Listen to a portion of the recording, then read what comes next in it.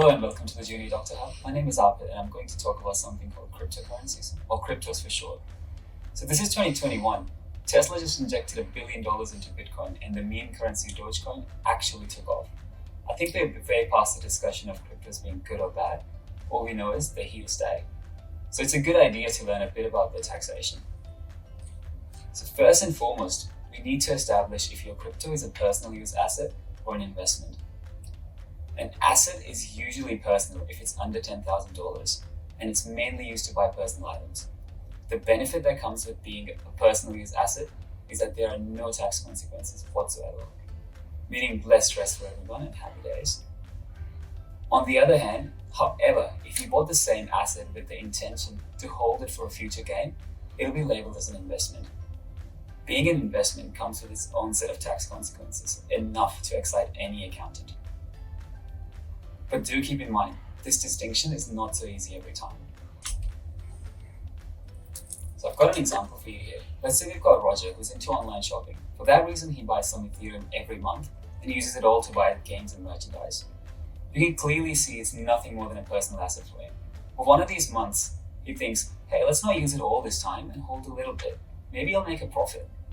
Now the same asset is not personal anymore. In fact, Roger will have to pay some tax on that extra Ethereum that he sold later on. Due to cases like this, the ATO has advised that the distinction between personal use and investment be made only at the time of disposal.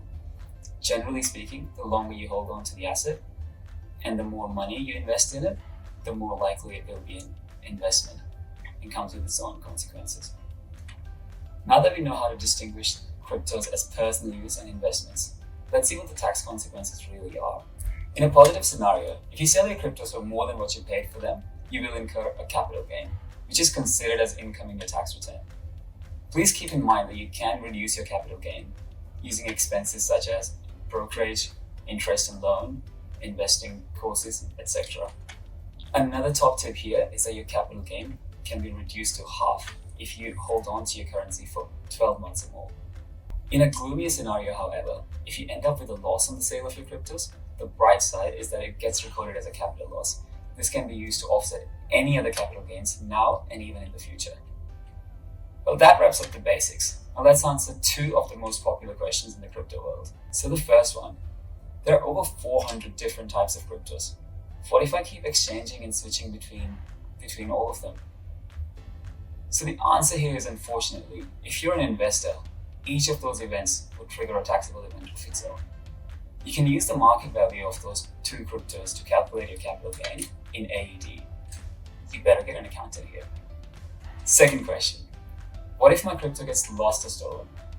So the answer to that is, in that unfortunate event, ATO will help ease the pain a little by letting you claim that loss or theft as a capital loss, provided you possess sufficient evidence.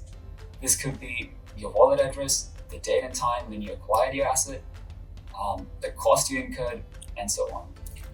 Thanks so much for watching. Feel free to contact William Buck if you have any questions whatsoever. I'd be happy to help. Thank you.